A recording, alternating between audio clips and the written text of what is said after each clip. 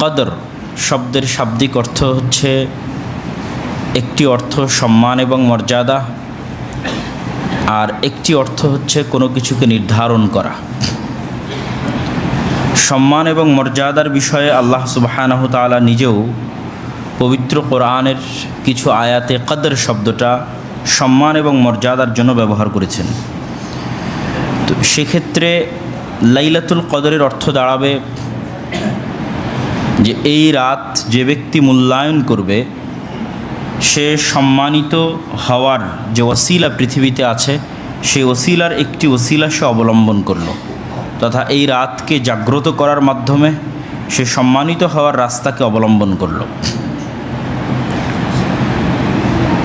আর আরেকটি যখন আমরা অর্থ করব নির্ধারণ করা, তখন অর্থ দাঁড়াবে এই রাতে আল্লাহ সুবহানাহু তাআলা ওয়াইফরাকু ফিহা কুল্লু আমরিন হাকিম, প্রত্যেক নির্ধারিত বিষয়বস্তু, মানুষের ভাগ্য, তাকদীর, আসমান এবং জমিন এবং তার মধ্যে যা কিছু হচ্ছে এবং হবে তার সব কিছুর নবায়ন, সব কিছুই তো পৃথিবী সৃষ্টির 50,000 বছর পূর্বে আল্লাহ সুবহানাহু তাআলা লিখেছেন। তবে ফেরেশতাদেরকে সেই কাজগুলো সুষ্ঠুভাবে বন্টন করার জন্য আল্লাহ সুবহানাহু তাআলা জানান 1 বছর পূর্বে। তো ফেরেশতাদের কাছে আল্লাহ সুবহানাহু তাআলা সেটি হস্তান্তর করেন বা জানান যেই রাতে বা যেই দিনে, সেটি হচ্ছে লাইলাতুল কদর। যদি কদর শব্দের অর্থ আমরা করি নির্ধারণ করা, ফায়সালা করা, আর যদি কদর শব্দের অর্থ করি সম্মান এবং মর্যাদা, তাহলে এই রাত যারা জাগ্রত করবে তাদের সম্মান এবং মর্যাদার ব্যবস্থা আল্লাহ সুবহানাহু তাআলা করবেন। তো প্রথমত আমাদের মধ্যে সবচেয়ে বেশি প্রসিদ্ধ হচ্ছে দ্বিতীয় অর্থটি, যে আল্লাহ সুবহানাহু তাআলা এই রাতে তাকদীরের ফায়সালা নির্ধারণ করেন। তো এই বিষয়ে আমাদেরকে সংক্ষিপ্ত দু একটি কথা মনে রাখতে হবে যে পৃথিবী সৃষ্টির 50,000 বছর পূর্বে আল্লাহ সুবহানাহু তাআলা যে তাকদীর লিখেছেন সেটি মূলত আল্লাহ সুবহানাহু তাআলার জ্ঞান। তাকদীরের 4টা স্তরের 1 নম্বর স্তর হচ্ছে আল্লাহ সুবহানাহু তাআলার জ্ঞান, তথা আল্লাহ সুবহানাহু তাআলা জানেন আপনি এটি করবেন, এই জানাটা জ্ঞান। আপনি বাধ্যগত অবস্থায় করবেন, আপনাকে জোরপূর্বক করানো হবে, বিষয়টি এমন নয়। যেমন এখনও ডাক্তার যদি ক্যান্সার 4 স্টেজে পৌঁছে তাহলে ডাক্তার বলে দিতে পারে যে আপনার সর্বোচ্চ আপনি আর 6 সপ্তাহ থেকে 8 সপ্তাহ আপনি জীবিত থাকতে পারবেন। তাহলে এই যে ডাক্তার জানতে পারছে আগাম, এইটার কারণে, ডাক্তারের জানার কারণে সেই ব্যক্তি বাধ্যগত অবস্থায় মারা যাবে, বিষয়টা এমন নয়।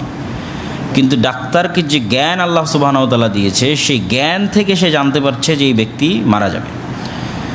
তো দুনিয়াতেও সাধারণ মানুষ ন্যূনতম হালকা, সারা পৃথিবীর মানুষের কাছে যে জ্ঞান আল্লাহ সুবহানাহু তাআলা দিয়েছেন, মিনাল ইলমি ইল্লা কালিলা, সেটা মহাসমুদ্রে সুই যদি ডুবানো হয় তাহলে সেই সুই ডুবালে মহাসমুদ্রের তুলনায় সুইয়ের সাথে লেগে থাকা পানি আর আল্লাহ সুবহানাহু ওয়া তাআলার জ্ঞানের সাথে সারা পৃথিবীর সব মানুষের জ্ঞানের তুলনা ওই রকম। তো তারপরও মানুষ ন্যূনতম জ্ঞান নিয়েও মানুষ কিছু না কিছু বিষয়ে ভবিষ্যৎবাণী করতে পারছে। মানুষ জানতে পারছে যে আজকে বৃষ্টি হতে পারে, কালকে বৃষ্টি নাও হতে পারে, এতক্ষণ পর ঝড় হতে পারে, এত মাইল এত কিলোমিটার বেগে ঝড় হতে পারে। তো এই যে মানুষও জ্ঞান চর্চার মাধ্যমে আগাম জানতে পারছে, তাহলে যিনি সকল কিছুর জ্ঞান রাখেন তিনি অবশ্যই আগাম জানেন যে মানুষ কি করবে। এই জানাটাই তিনি লিখেছেন, লিখতে বলেছেন কলমকে, সেটি তাকদীর। তবে অবশ্যই মানুষ প্রত্যেক যে কাজ করে সেই কাজ আল্লাহ সুবহানাহু ওয়া তাআলার অনুমতিতেই করে। আল্লাহ সুবহানাহু ওয়া তাআলার এই অনুমতিকে বলা হয় পৃথিবী পরিচালনায় আল্লাহ সুবহানাহু ওয়া তাআলার ইচ্ছা। আল্লাহ সুবহানাহু ওয়া তাআলার দুটি ইচ্ছা, একটি হচ্ছে আল্লাহ সুবহানাহু ওয়া তাআলার শারঈ, আর একটি আল্লাহ সুবহানাহু ওয়া তাআলার কাউনি। শারআন আল্লাহ এটি চান যে ইবলিস হেদায়েত প্রাপ্ত হোক, এই চাওয়াতে আল্লাহ সুবহানাহু ওয়া তাআলার কোনো ত্রুটি নাই। আল্লাহ এটি চান যে আবু জাহাল হেদায়েত প্রাপ্ত হোক, আবু তালেব ইসলাম গ্রহণ করুক, চান বলেই মুহাম্মদ সাল্লাল্লাহু আলাইহি ওয়াসাল্লামের মতো নবীকে পাঠিয়েছেন, দাওয়াতি কাজের ব্যবস্থা করে দিয়েছেন, দাওয়াত পৌঁছানোর ব্যবস্থা করে দিয়েছেন, কোরআনকে সংরক্ষণ করে দিয়েছেন, মানুষের মধ্যে জ্ঞান ছড়িয়ে দেওয়ার জন্য, কোরআন ছড়িয়ে দেওয়ার জন্য আলেম ওলামার ব্যবস্থা করেছেন, মসজিদ মাদ্রাসার ব্যবস্থা করেছেন। মানুষ হেদায়েত হবে এরকম প্রত্যেকটা ওসাইল, প্রত্যেকটা কারণ এবং মাধ্যম পৃথিবীতে আল্লাহ রেখেছেন। তথা আল্লাহ সুবহানাহু ওয়া তাআলা চান যে মানুষ হেদায়েতপ্রাপ্ত হোক, ফেরাউনও হেদায়েতপ্রাপ্ত হোক, ইবলিসও হেদায়েতপ্রাপ্ত হোক, আবু জাহলও হেদায়েতপ্রাপ্ত হোক।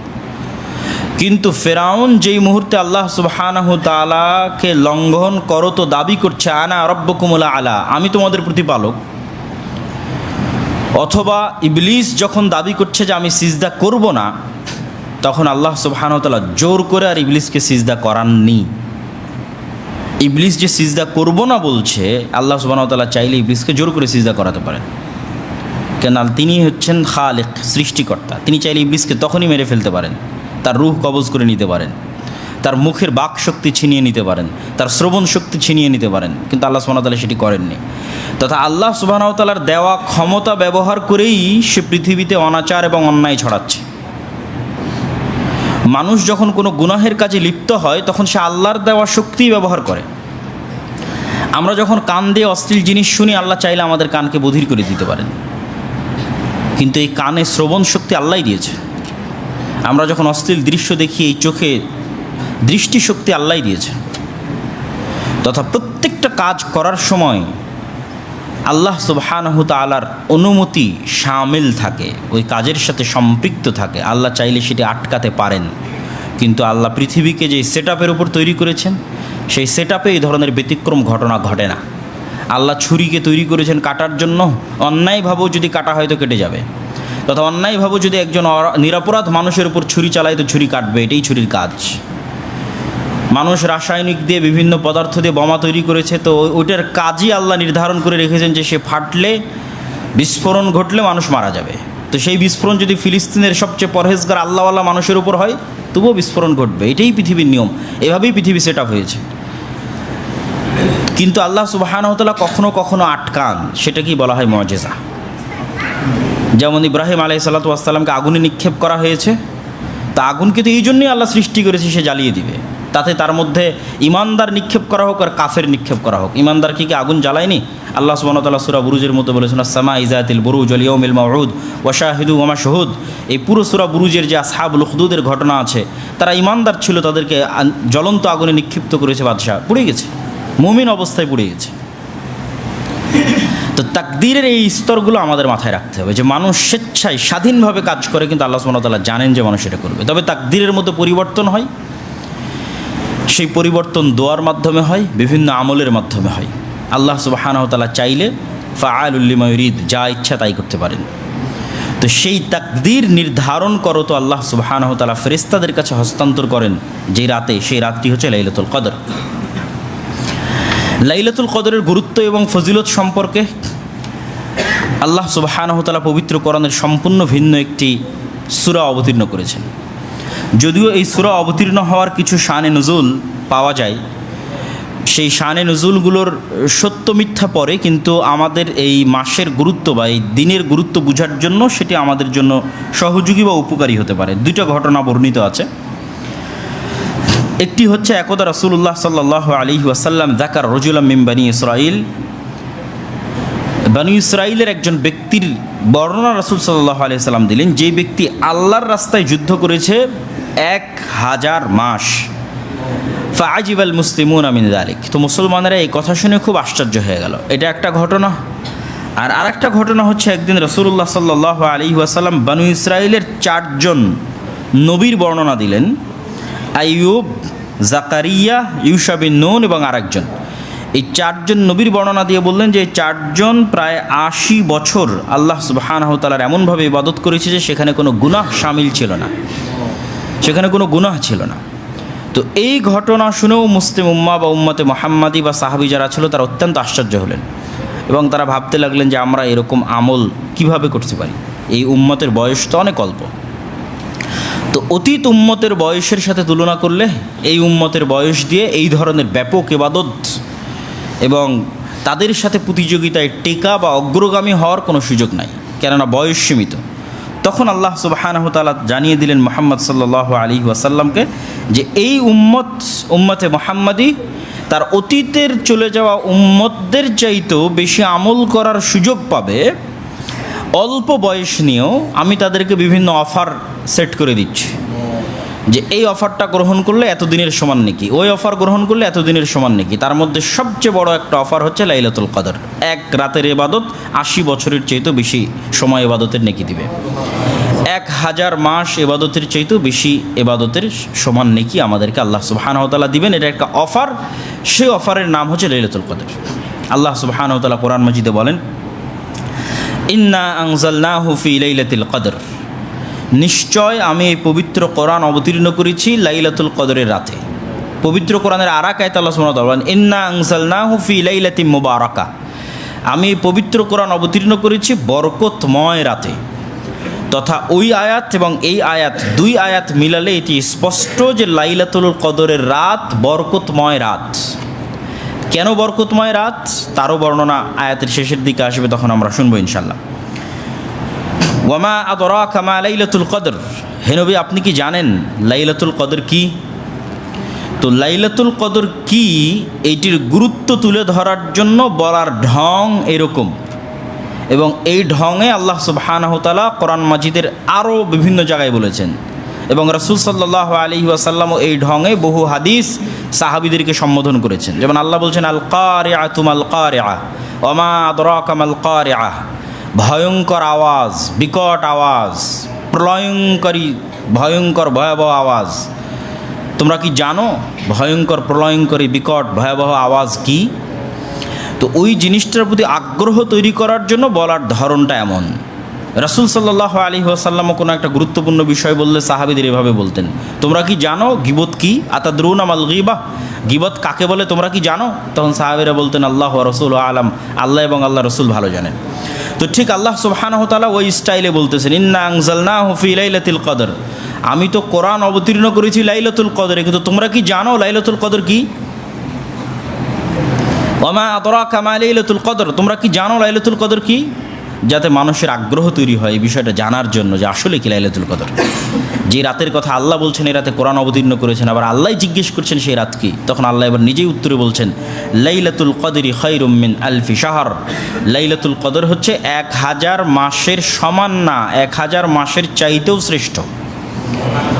তো এখানে মুফাসসিরিনে কেরাম ব্যাখ্যায় লিখেছেন যে আরবিতে যখনই সীমাহীন কোনো সংখ্যার নির্ধারণ করার জন্য মানুষ বাক্য ব্যবহার করে, যেমন আমরা আমাদের বলার ধরনের সময় বলি যে সে লাখ লাখ টাকার মালিক, আসলে কত লাখ টাকার মালিক সেটা তো জানি না, কোটি কোটি টাকার মালিক, মানে অসংখ্য টাকার মালিক।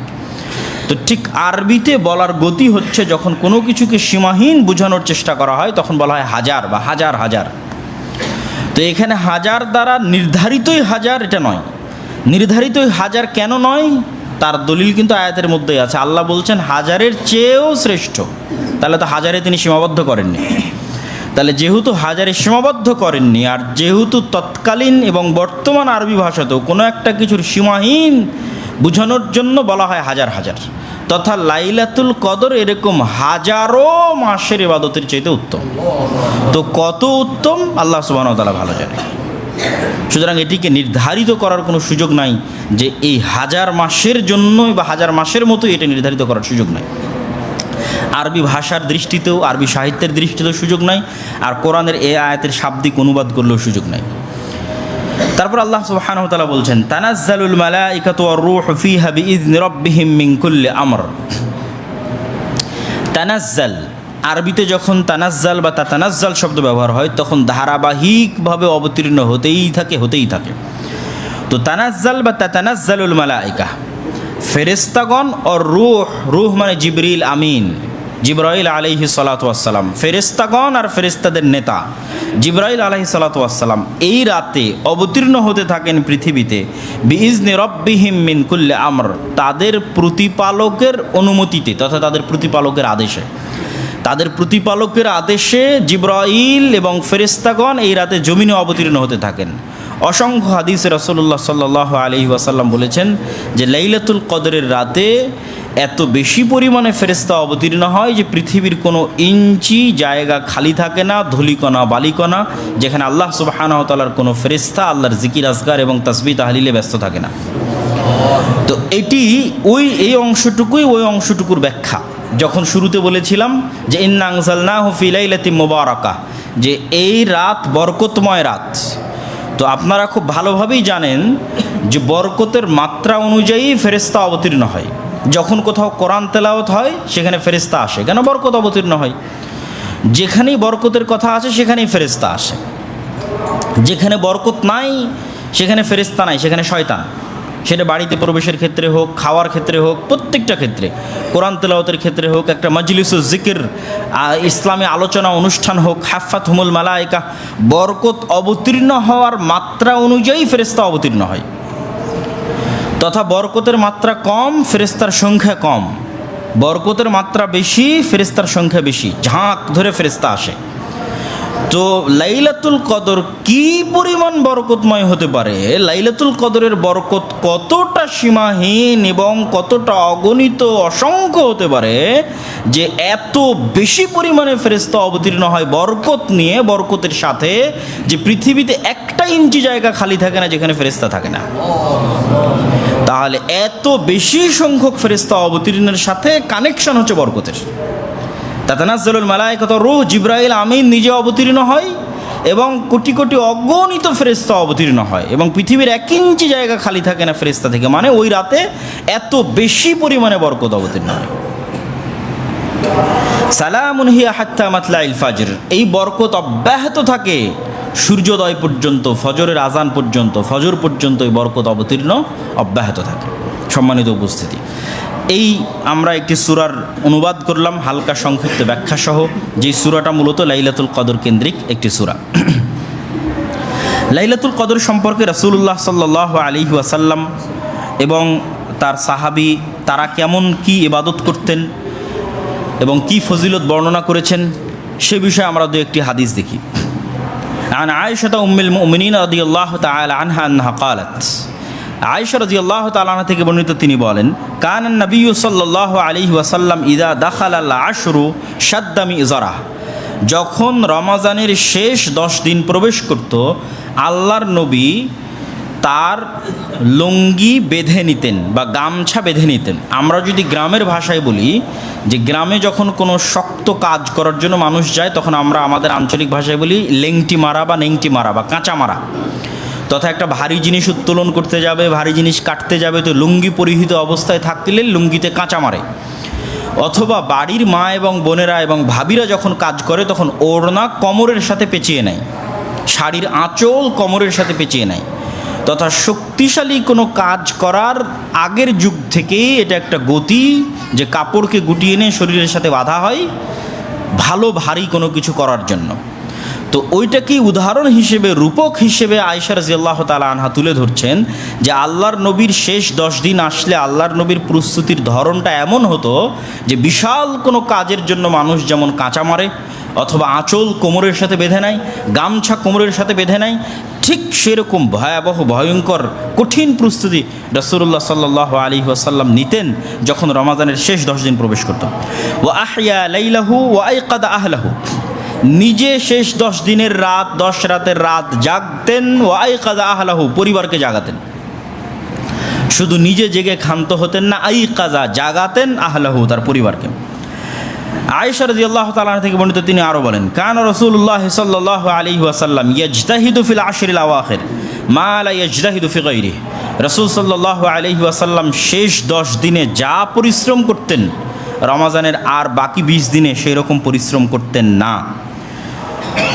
এবং স্বয়ং রাসূলুল্লাহ সাল্লাল্লাহু আলাইহি ওয়াসাল্লাম তিনি বলেন যে লাইলাতুন খায়রুম মিন আলফি শাহর মান হুরিমা খায়রাহা ফাকাদ হুরিমা কুল্লাহ, যে ব্যক্তি লাইলাতুল কদরের কল্যাণ থেকে বঞ্চিত হয়ে গেল সে যেন রমাজান এবং পৃথিবীর সকল কল্যাণ থেকে বঞ্চিত হয়ে গেল। লাইলাতুল কদরের মতো এক মহান রাতের কল্যাণ থেকে যে ব্যক্তি বঞ্চিত হয়ে গেল সে যেন রমাজানের সকল কল্যাণ অথবা সমগ্র পৃথিবীর সকল কল্যাণ অথবা তার সারা জীবনের সকল কল্যাণ থেকে বঞ্চিত হয়ে গেল। আরেকটি হাদিস তো আমরা সকলেই জানি যে রাসূলুল্লাহ সাল্লাল্লাহু আলাইহি ওয়াসাল্লাম বলেছেন, মান ইয়াকুম লাইলাতাল কদরি ঈমানান ওয়া ইহতিসাবান গুফিরা লাহু মা তাকাদ্দামা মিন যামবি। কেউ যদি ঈমানের সাথে নেকির আশায় তথা গুনাহবিহীন অবস্থায় নেকির আশায় লাইলাতুল কদর পেয়ে যায়, লাইলাতুল কদরের রাতে ইবাদত করার সুযোগ পেয়ে যায় তথা লাইলাতুল কদর খুঁজতেছে এবং তার ভাগ্যের সাথে লাইলাতুল কদর মিলে গেছে এবং তার পক্ষে সক্ষম হয়েছে, সম্ভব হয়েছে যে সে লাইলাতুল কদরের রাতে ইবাদত করবে আল্লাহর সন্তুষ্টির জন্য, গুনাহবিহীন অবস্থায় নেকির আশায় লাইলাতুল কদরের রাতে ইবাদত করবে, এই সুযোগ যে ব্যক্তি পেয়ে গেছে তার অতীতের সকল গুনাহ আল্লাহ ক্ষমা করে দিবেন। লাইলাতুল কদরের রাতের জাগার এটি একটি বড় সুযোগ এবং সুবিধা। লাইলাতুল কদর কখন হয়? রাসূলুল্লাহ সাল্লাল্লাহু আলাইহি ওয়াসাল্লামের এই মর্মে অসংখ্য এবং বিভিন্ন বিবরণ রয়েছে, যেই বিবরণগুলোর অসংখ্য হাদিস এই মর্মে পাবেন। কখনো তিনি বলছেন শেষ 10 দিন, কখনো বলছেন শেষ 7 দিন, কখনো বলছেন প্রথম 10 দিন এবং শেষ 10 দিন, কখনো বলছেন পুরো রমাজান। অসংখ্য হাদিস পাওয়া যাবে এবং আমরা কিছু আলামতও জানবো লাইলাতুল কদরে রাসূল সাল্লাল্লাহু আলাইহি ওয়াসাল্লামের মুখ থেকে। তবে বেশিরভাগ হাদিস এবং বেশিরভাগ সহিহ হাদিস বুখারী মুসলিম সহ অন্যান্য গ্রন্থে যদি আমরা সকল হাদিসকে একত্রিত করি তাহলে বেশিরভাগ হাদিস এই মর্মে অবতীর্ণ হয়েছে বা এই মর্মে বর্ণিত হয়েছে যে রমাজানের শেষ দশকে লাইলাতুল কদর এবং শেষ দশকের বিজোড় রাতে, শেষ দশকে এবং শেষ দশকের বিজোড় রাতে। শেষ দশকের কথাটা ব্যাপকভাবে এসেছে আর তার মধ্যেও কিছু কিছু ক্ষেত্রে এসেছে শেষ দশকের বিজোড় রাতে। তা আমরা এর মধ্যে থেকে দুই একটি হাদিস আপনাদের সামনে তুলে ধরব। আবু সাঈদ আল খুদরি রাদিয়াল্লাহু তাআলা আনহু থেকে বর্ণিত, তিনি বলেন, আন্না রাসূলুল্লাহ সাল্লাল্লাহু আলাইহি ওয়াসাল্লাম ইতাকাফা আল-আশর আল-আউয়াল মিন রমাদান। আল্লাহর নবী রমাজানের শুরু থেকেই ইতিকাফ করা শুরু করলেন এবং লাইলাতুল কদর অনুসন্ধান করা শুরু করলেন। তো তিনি রমাজানের প্রথম 10 দিন ইতিকাফ করলেন, তারপরে রমাজানের মধ্যের 10 দিন ইতিকাফ করলেন, তারপরে শেষ 10 দিন ইতিকাফ করবেন। এরকম সময় রাসূল সাল্লাল্লাহু আলাইহি ওয়াসাল্লাম সাহাবীদের ডেকে বলছেন, ইন্নী ইতাকাফতুল আশর আল আউয়াল আলতামিসু হাদিহিল লাইলা সুম্মা ইতাকাফতুল আশর আল আওসাত সুম্মা উতিতু ফাকিলা লাহা ইন্নাহা ফিল আশরিল আওয়াখির। যে আমি রমাজানের প্রথম 10 দিন ইতিকাফ করে লাইলাতুল কদর অনুসন্ধান করেছি, রমাজানের মধ্যের 10 দিন অনুসন্ধান করে লাইলাতুল কদর অনুসন্ধান করে রাত্রি জাগরণ করেছি এবং ইতিকাফ করেছি।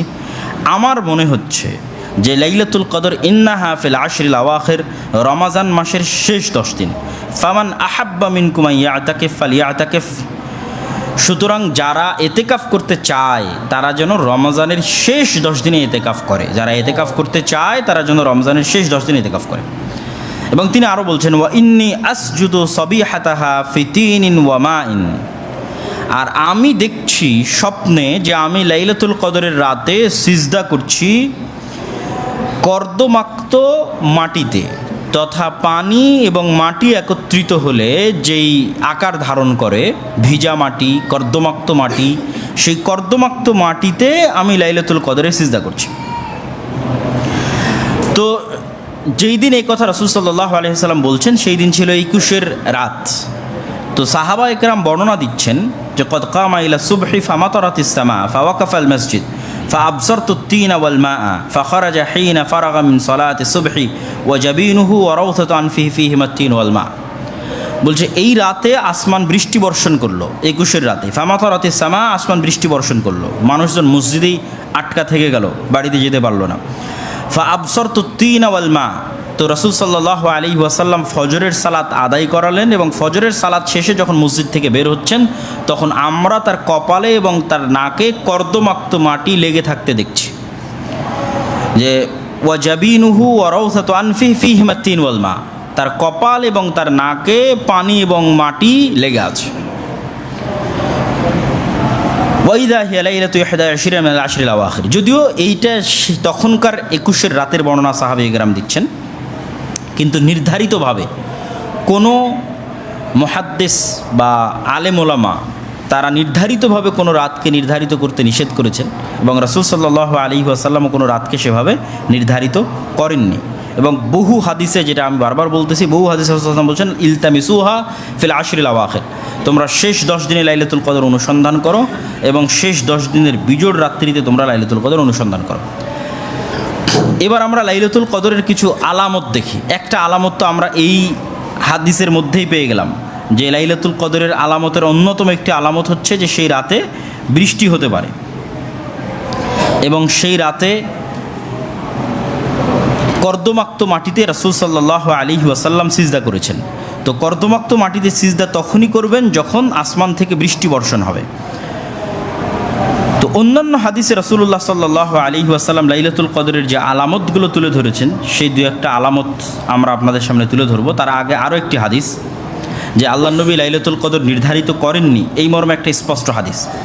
আন উবাদা ইবনে সামিত রাদিয়াল্লাহু তাআলা থেকে বর্ণিত, তিনি বলেন খারাজা রাসূলুল্লাহ সাল্লাল্লাহু আলাইহি ওয়াসাল্লাম লিয়ুখবিরানা বিলাইলাতিল কদর। একদিন আল্লাহর নবী আমাদের মধ্যে বের হলেন এবং তিনি আমাদেরকে সংবাদ দিতে চাইলেন কবে লাইলাতুল কদর। ফাতালাহা রাজুলানি মিনাল মুসলিমিন। তো মুসলমানদের দুইজন ব্যক্তি পরস্পরে মারামারি করছিল। আল্লাহর নবী বের হয়ে দেখেন যে দুইজন মুসলমান মারামারি করতেছে। তখন রাসূল সাল্লাল্লাহু আলাইহি ওয়াসাল্লাম তাদের মারামারি মিটিয়ে দিতে গিয়ে তিনি বলছেন খরাজতু লিউখবিরাকুম বিলাইলাতিল কদর। আসলে আমি তো বের হয়েছিলাম বাড়ি থেকে তোমাদেরকে লাইলাতুল কদর কবে সে বিষয়ে স্পষ্ট তোমাদেরকে সংবাদ দেব। ফাতালাহা ফুলান ও ফুলান, কিন্তু বের হয়ে দেখি যে এই দুইজন ব্যক্তি মারামারি করতেছে। ফারুফে, তো লাইলাতুল কদর কবে এই জ্ঞানটা আমার থেকে উঠিয়ে নেওয়া হয়েছে। ওয়া আসা আন ইয়াকুনা খায়রাল লাকুম, আর আমি আশা করছি যে লাইলাতুল কদর কবে এই জ্ঞানটা আমার থেকে উঠিয়ে নেওয়া তোমাদের জন্য কল্যাণকর। ফালতামিসুহা ফিত তাসিআহ ওয়াস সাবিআহ ওয়াল খামিসাহ, তোমরা শেষ 10 দিনের পঞ্চম, সপ্তম, নবম এইভাবে বিজোড়গুলো রাসূল সাল্লাল্লাহু আলাইহি ওয়াসাল্লাম উল্লেখ করতে থাকলেন। এই বিজোড়গুলোতে তোমরা অন্বেষণ করতে থাকো। তো পঞ্চম, শেষ 10 দিনের পঞ্চম সপ্তম মানে রমাজান শেষ হতে আর 5 দিন বাকি, রমাজান শেষ হতে আর 7 দিন বাকি, রমাজান শেষ হতে আর 9 দিন বাকি, রমাজান শেষ হতে আর 3 দিন বাকি, এইভাবে হিসাবটা হচ্ছে এইভাবে। তো এই দিনগুলোতে, এই রাতগুলোতে তোমরা অনুসন্ধান করো। তো এই হাদিস থেকে দুটো বিষয় স্পষ্ট যে পারস্পরিক ঝগড়া বা গণ্ডগোলের মাধ্যমে অনেক জ্ঞান বা অনেক রহমত বা কল্যাণকর জিনিস আমাদের থেকে উঠে যেতে পারে, যেমন রাসূল সাল্লাল্লাহু আলাইহি ওয়াসাল্লামের নিকট থেকে উঠিয়ে নেওয়া হয়েছে। 2, উঠিয়ে নেওয়ার মধ্যে কল্যাণ কি? যদি নির্ধারিত একটি দিনই নির্ধারণ করে দেওয়া হতো তাহলে তো আসলে পরীক্ষার প্রশ্নপত্র ফাঁস হয়ে গেল। আর আল্লাহ সুবহানাহু তাআলা সেভাবে কখনোই প্রশ্নপত্র ফাঁস করেন না। বিশেষ করে এই ধরনের গুরুত্বপূর্ণ এবং ব্যাপক অফার আছে, এইটার জন্য কে কত পরিশ্রম করে। যে সবচেয়ে বেশি পরিশ্রম করবে সে কি করবে? সে রমাজানের প্রত্যেক রাতে আল্লাহর ইবাদত করবে এবং জাগবে। তো যে রমাজানের প্রত্যেক রাতে আল্লাহর ইবাদত করবে এবং জাগবে তার লাইলাতুল কদর মিস হওয়ার কোনো সম্ভাবনা নাই। তো সে সবচেয়ে পরিশ্রমী ছাত্র, তো সবচেয়ে পরিশ্রমী ছাত্র সবচেয়ে ভালো রেজাল্ট করবে। আর যে তার চেয়ে পরিশ্রম করবে তার সম্ভাবনা তার চেয়ে কম হবে, যে তার চেয়ে পরিশ্রম করবে তার সম্ভাবনা তার চেয়ে কম হবে। যে সবচেয়ে কম পরিশ্রম করবে, যে আমাকে একটা রাত দিয়ে দেন 27-এর রাত, তো তার সম্ভাবনা আরও কম হবে। তো আমরা যেন বেশি পরিশ্রম করি এবং বেশি পরিশ্রম করলে লাইলাতুল কদর না পেলেও ওই রাতে ইবাদত করার নেকি তো আর মিস যাচ্ছে না, সেই নেকিটা তো আর বাদ যাচ্ছে না। এমনিতেই রাতে ইবাদত করা আল্লাহ সুবহানাহু ওয়া তাআলার নিকটে অনেক প্রিয়।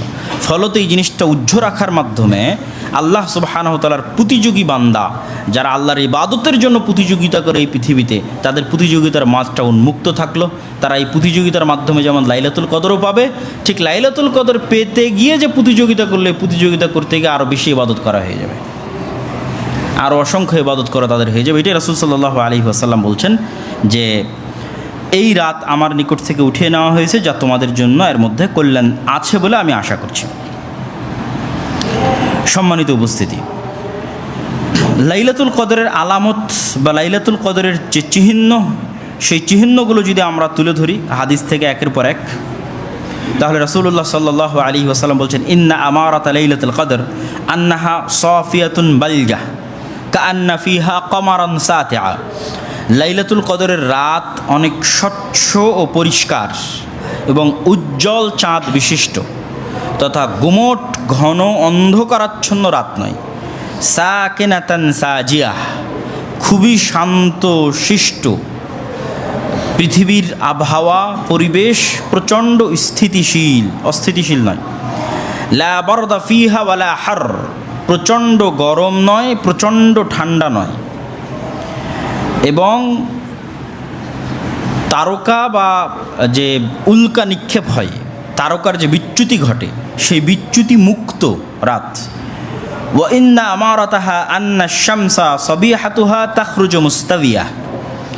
লাইলাতুল কদর রাত অতিক্রম করে যেই সূর্য ওঠে সেই সূর্য হয় মধ্যম মানের, খুব তেজস্বী সূর্য নয়, আবার খুবই ম্রিয়মান সূর্য নয়, মধ্যম তথা তাপমাত্রা মিডিয়াম, মধ্যম মানের সূর্য। লাইসা লাহা শুআ মিসকাল কামার লাইলাতুল বদর। আর এক হাদিসে রাসূল সাল্লাল্লাহু আলাইহি ওয়াসাল্লাম বলছেন, লাইলাতুন সামাহাতুন তলকা, অত্যন্ত স্বচ্ছ পরিচ্ছন্ন টলটলে পানির মতো রাত। লা হারাতা ওয়ালা বারিদাতা, কোনো গরম নাই কোনো শীত নাই। ওয়া তাসবিহু শামসুন সাবিহাতুহা দাঈফাতাল হামরা, পরের দিন সকালে সূর্য উঠবে, তার রশ্মি বা তার অগ্নি রশ্মি বা আগুনের যে রশ্মি আছে সেটির তেজ কম অবস্থায়, প্রচণ্ড তেজস্বী সূর্য হবে না তার পরের রাতে।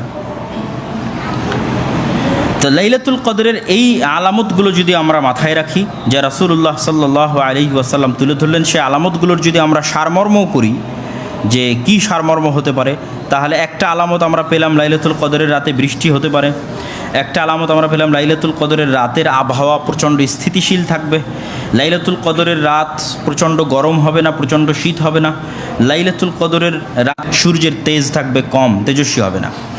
এবার লাইলাতুল কদর পেলে আমাদের কি করণীয়? লাইলাতুল কদর পেলে করণীয় সম্পর্কে রাসূলুল্লাহ সাল্লাল্লাহু আলাইহি ওয়াসাল্লামকে আয়েশা রাদিয়াল্লাহু তাআলা আনহা জিজ্ঞেস করেছেন যে, আল্লাহর নবী, আপনি কি মনে করেন যদি আমি লাইলাতুল কদর পেয়ে যাই সেক্ষেত্রে আমার করণীয় কী?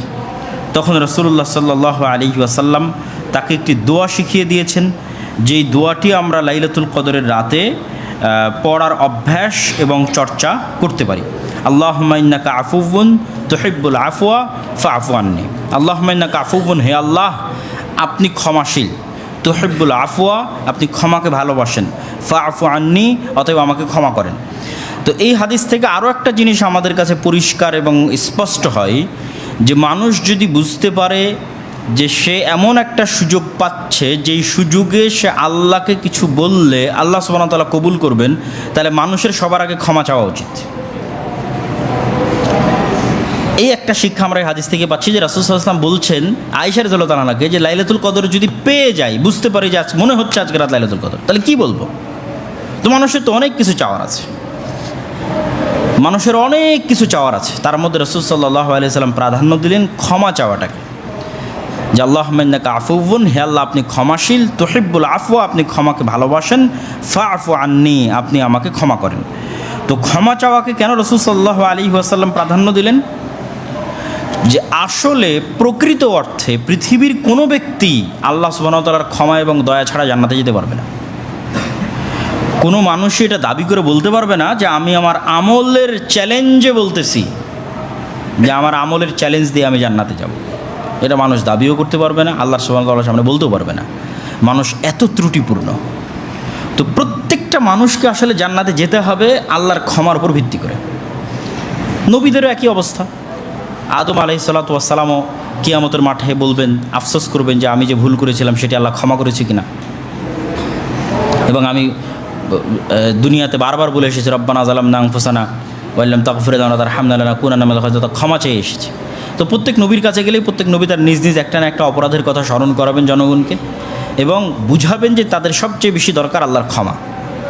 তো পৃথিবীতে কেউই তার নিজের আমল দিয়ে জান্নাতে যাওয়ার দাবি করতে পারবে না। ফলত আমরা যদি বুঝতে পারি যে এই সময় আল্লাহ সুবহানাহু ওয়া তাআলা আমাদের দোয়া কবুল করতেছে না, গল্প গুজব ইত্যাদির মাধ্যমে ফ্রেন্ড সার্কেলের সাথে, এইটা আসলে লাইলাতুল কদর উদযাপন নয়।